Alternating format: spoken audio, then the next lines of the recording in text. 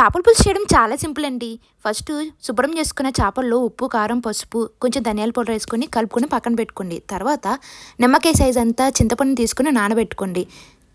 తర్వాత ఒక కడాయి తీసుకుని దాంట్లో 5-6 స్పూన్లు నూనె వేసుకొని 2 పెద్ద సైజు ఆనియన్స్, 6-7 పచ్చిమిర్చిలు వేసుకొని కొంచెం కరివేపాకు వేసుకొని బాగా కొంచెం రోస్ట్ అవ్వాలండి.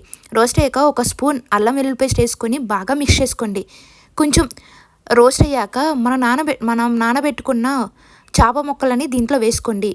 ఒక్కొక్కటిగా వేసుకోండి, అన్నీ ఒకేసారి వేసుకోకండి, ఎందుకంటే అవి బ్రేక్ అవుతూ ఉంటుంది. సో మొత్తం దీంట్లో వేసుకొని అలా లైట్గా చూపిస్తున్న విధంలో మెదపండి, గరిటె పెట్టుకొని కలపకండి. చేపల పులుసు అనేది నాకు చాలా ఇష్టమండి. నాకు, మా అన్నీలకి, ఇంట్లో అందరికీ ఇష్టమేనండి.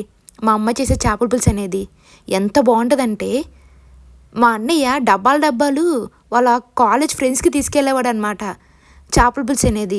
దీంట్లో మిగిలిన వాటర్ ఉంటాయి కదండి, అవి కూడా కొంచెం యాడ్ చేసుకోండి, లేదంటే మనకి ముక్క అనేది ఉడకదనమాట. ఫస్ట్ ఉడికిన తర్వాత చింతపండు గుజ్జేసుకోవాలి.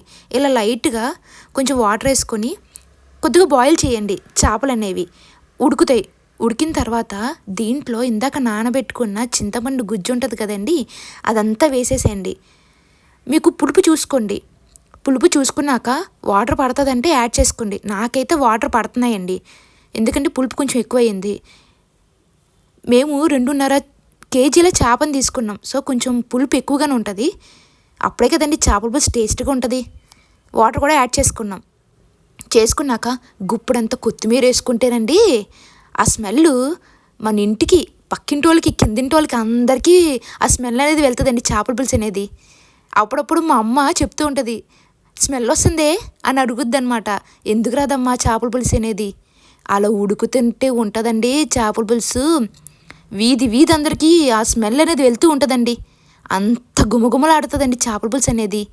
మనకి చేపల పులుసు అయిపోయిందని ఎలా తెలుస్తుందండి, పైన ఆయిల్ ఒక లేయర్ లాగా ఫామ్ అవుతుందండి. అప్పుడు మనం స్టవ్ ఆఫ్ చేసేసుకోవచ్చు.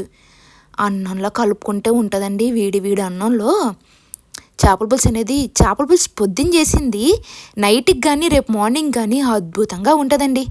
నాకైతే పిచ్చిగా ఇష్టం.